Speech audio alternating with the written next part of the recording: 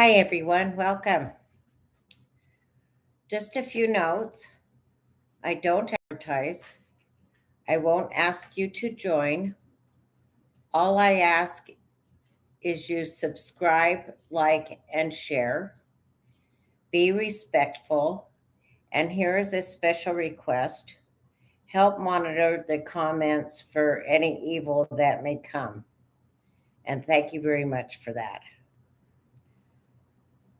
The link to purchase the book is in the description below. And I always start my readings with an opening prayer. Heavenly Father, we come before you today with grateful hearts, pausing in your presence as we open the pages of Charlie Kirk's final book, Stop in the Name of God. Thank you for the life and legacy of your servant Charlie, who boldly proclaimed truth and in his last work invited us to rediscover the sacred gift of the Sabbath, a day set apart for rest, renewal, and deeper communion with you.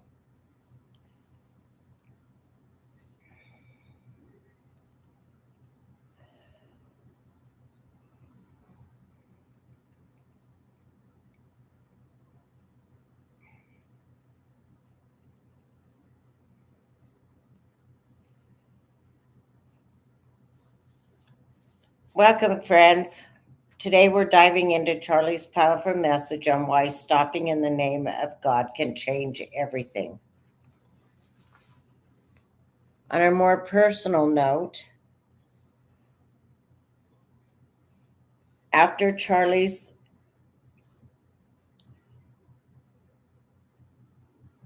assassination, I wanted to help continue his mission as a 67-year-old.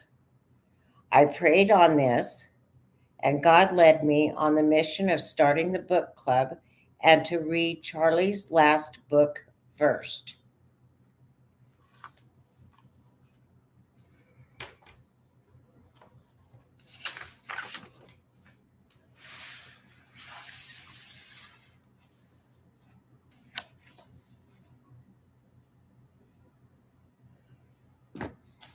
We're on number 5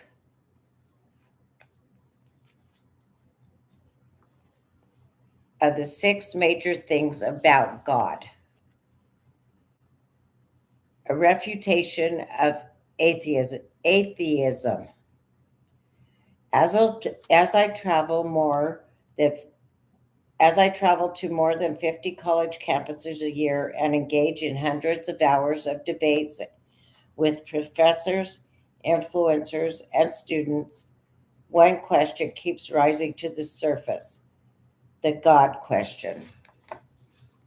In our age of technological triumphalism, we like to think of ourselves as profoundly enlightened.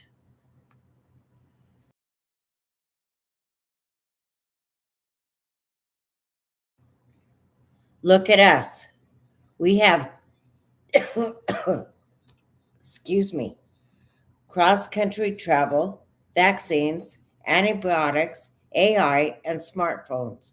Surely that God stuff must be ancient superstition. The hubris embedded in this argument is both shocking and chilling.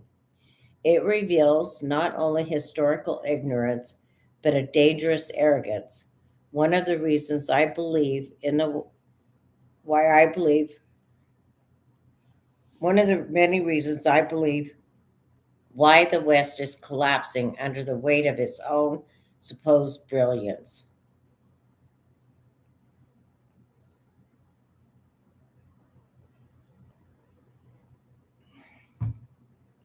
Growing up, atheism was fashionable. It carried a spirit of rebellion and intellectual elitism. The new atheists, Dawkins, Hickens, Harris, and Dennett, weren't content to merely doubt, they attacked. They brought a new militancy to unbelief, one that was hostile,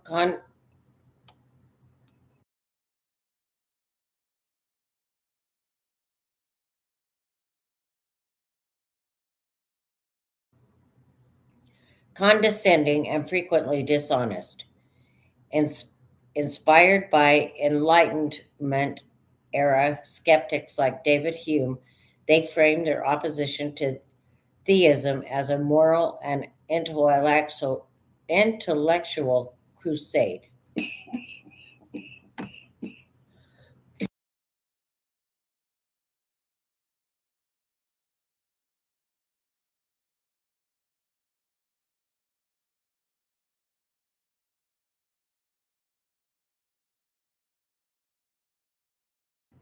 I watched all of this unfold in the early 2000s. The church was caught off guard. Atheism had momentum. And as the church faltered, the de-churching movement gained serious traction, only to last 18 months. Only in the last 18 months have we seen more cultural signs of reversal. Excuse me just a second.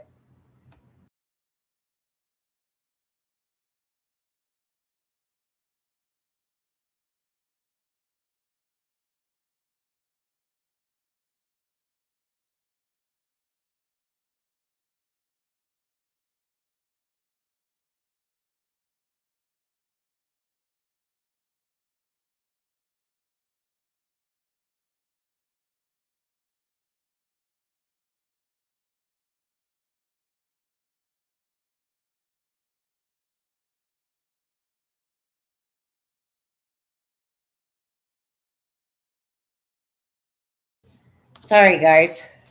We've been living in smoke for 2 months here in the Northwest, and yeah, it's not easy. It really stinks, literally.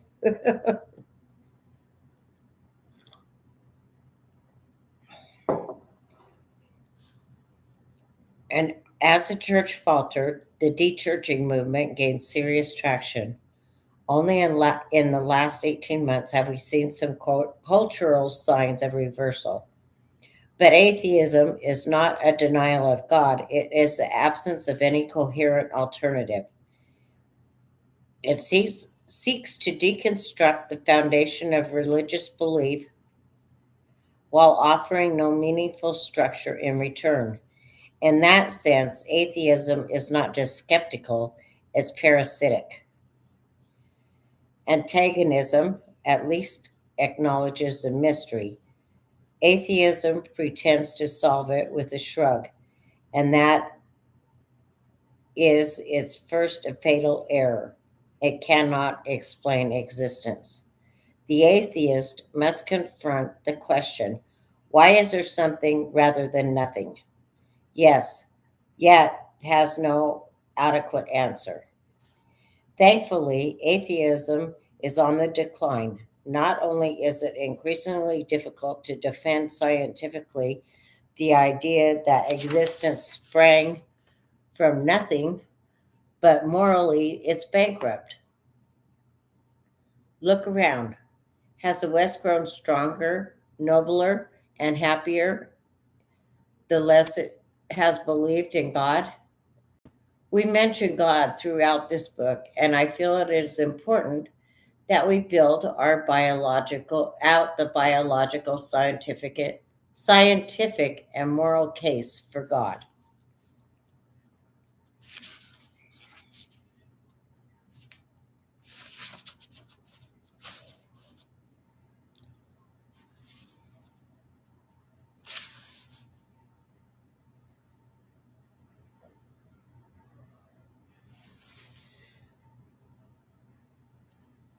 Now we move on to chapter 2. Nothing doesn't create something. My friend, mentor, and all around extraordinary thinker, Frank Turek, wrote a phenomenal book titled I Don't Have Enough Faith to Be an Atheist. Maybe we'll read that the next time. I'll write that down.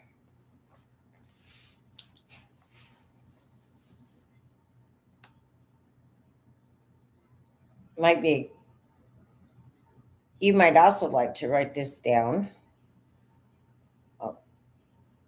I don't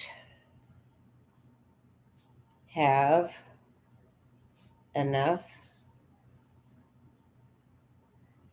faith to be an atheist.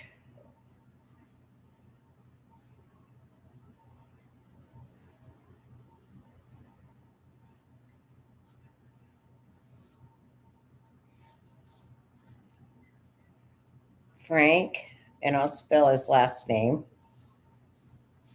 Turek.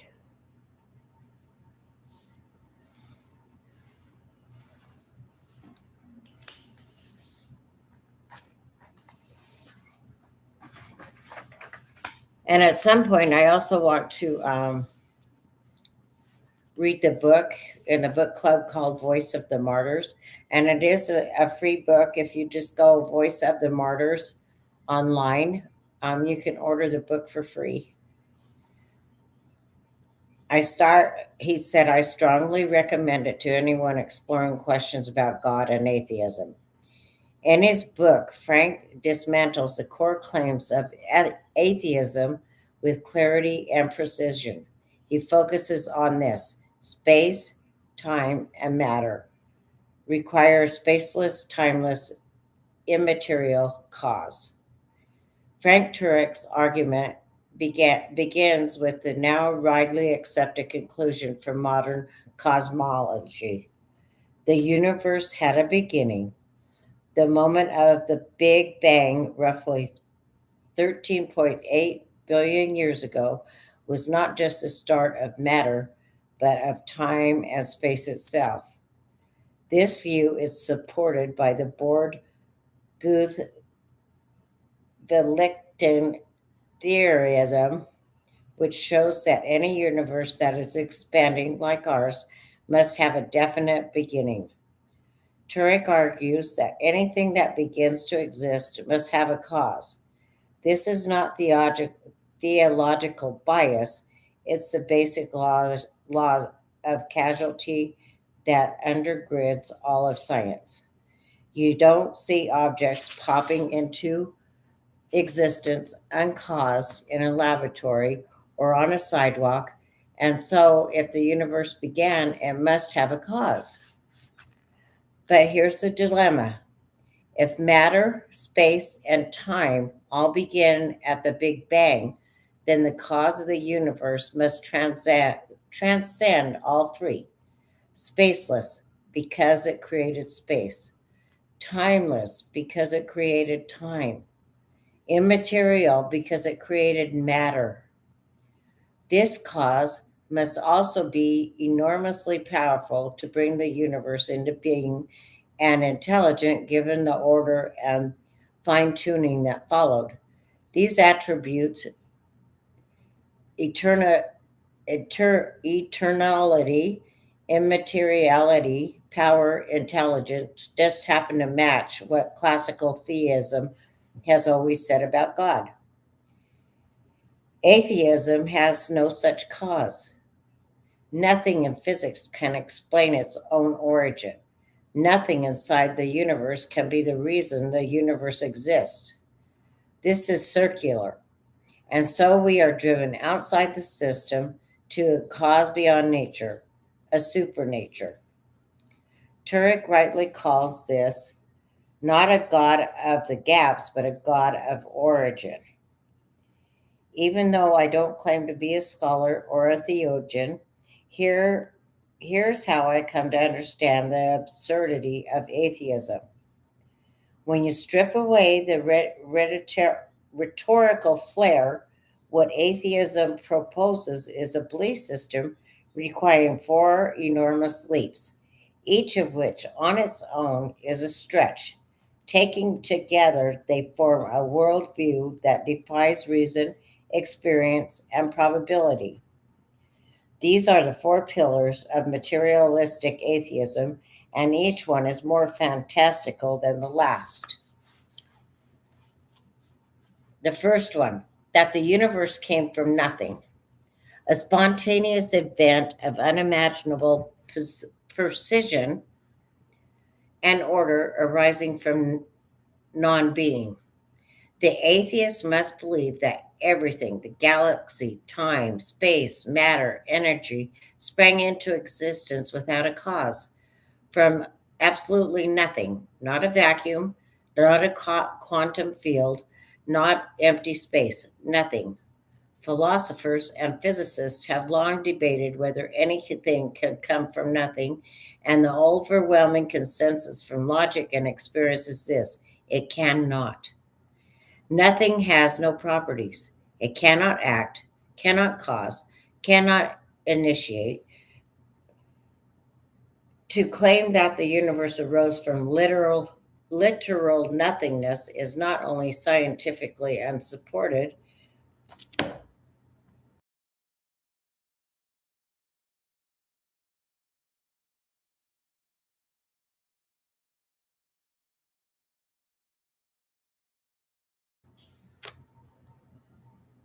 it's philosophically incoherent.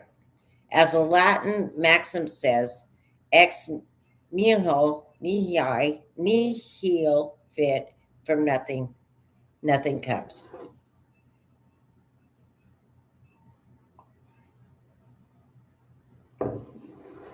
And yet, the atheist must accept that not only did something come from nothing, but that it did so in a way that launched a mathematical, mathematically precise, finely ordered universe with the constants required for life. That's not science. That's blind faith dressed up in technical language. Number two, that this explosion resulted in a planet, Earth, perfectly suited to sustain intelligent life under finely tuned and stable conditions. After the alleged accidental beginning of the universe, the atheist must believe that through pure chance, conditions aligned in such a way that one planet, ours, formed with exact distance from its star, the right tilt of its axis, the correct rotation speed, an atmosphere capable of blocking radiation, and a magnetic field to protect against solar flares. Earth's position in the so called Goldilocks zone is not just lucky, it's absurdly fortunate. If we were slightly closer to the sun, we'd burn. A bit farther and we'd freeze. The presence of water, the role of the moon in stabilizing our axis, the ratios of oxygen and nitrogen, and the timing of the tectonic activity all have had to converge precisely. Astronomer, astronomer Fred Hoyle, once an atheist himself, admitted that a common sense interpretation of the facts suggests that a super intelligent had has a intellect has monkeyed with physics as well as with chemistry and biology, and that there are no blind forces we're speaking about in nature. In other words, Earth isn't just a random rock, it's a miracle platform tuned for life. Number three, that life somehow emerged from non living matter. Against statistical odds so overwhelming they make winning the lottery look inevitable. The third leap is the most baffling of all. The atheist must believe that inorganic, lifeless matter somehow arranged itself onto the first living cell, complete with a boundary membrane, replication system, energy source, and genetic information. This is a mystery of abiogenesis, and it remains completely unsolved. In fact, many scientists now privately admit that they are no closer to understanding how life began than we were 50 years ago. The odds of even a single functional protein forming by chance as astronomical, often cited as 1 in 10. That's a probability of 1 out of 10 followed by 77 zeros. And a living cell requires hundreds of these, functioning in precise harmony. To believe this happened without design is to believe a Boeing 747 assembled itself during a windstorm in a junkyard. Not once, but in a way they could copy itself, adapt, and improve. This leap is not based on evidence, it's based on desperation to avoid the implication of design.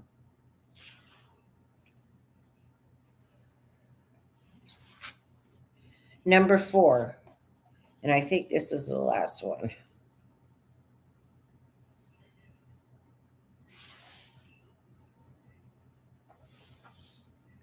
That life then evolved into intelligent beings, capable not only of language and reason, but of morality, self-awareness, self-awareness, and spiritual longing. The final leap may be the most profound. The atheist must believe that from this original accidental cell, evolution alone led not just to diversity of life, but to conscious, rational, moral human beings. They must believe that blind, directionless processes eventually produce minds that ask questions like, why are we here? Evolution may account for physical adaptations, but it cannot explain consciousness, logic, or morality. Why should a molecule care about justice? Why should atoms in motion feel guilt, love, wonder, or awe? Where does beauty come from? Why do humans create music, seek meaning, or believe in eternity? Even atheists like Thomas Nagel have acknowledged that consciousness is a massive problem for materialism. If we are nothing more than chemical machines, then our beliefs, including belief in atheism, are simply the product of electrochemical reactions, not rational conclusions. Yet every day we live as though we are free, conscious beings capable of making moral choices. We assume human rights, objective wrongs, and higher truths. All of these point not to chaos, but to a creator. The grand absurdity. Any of these 4 claims would be hard to swallow, but when stacked together, they form a world view that is frankly more unbelievable than any religious storybook ever written. To say that the universe came from nothing, Earth was randomly suited for life, life emerged from non life, and that life produced morality and mind is not the rejection of faith, it is faith in its most irrational form. Atheism claims to be built on reason, but it is a pyramid balanced on 4 miracles with no miracle maker. Theism, by contrast, offers one elegant explanation of all 4: God. Stephen Meyer and the Return of the God Hypothesis.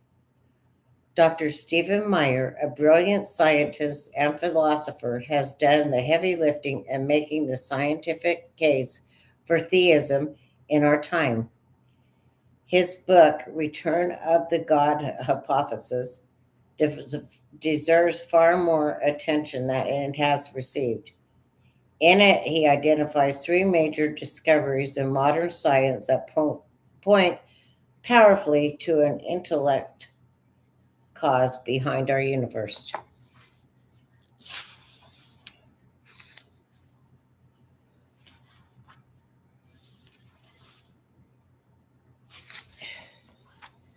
We'll get into these three next week because wow.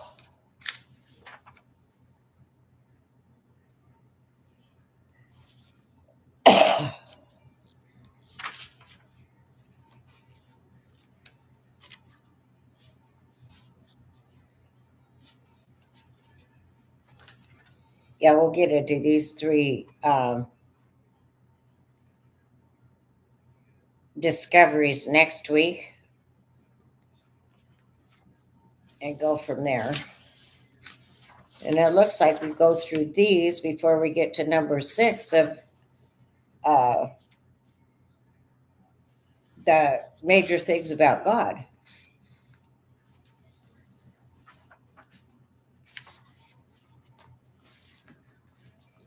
So while we close out this week,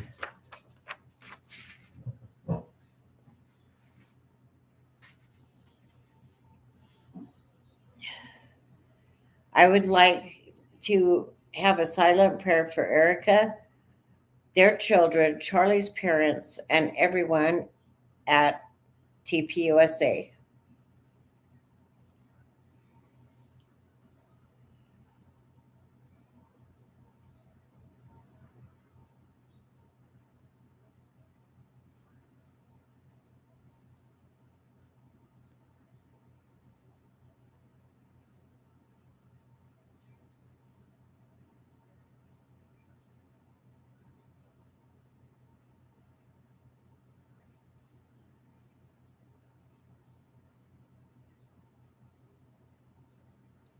Thank you for joining me today, everybody.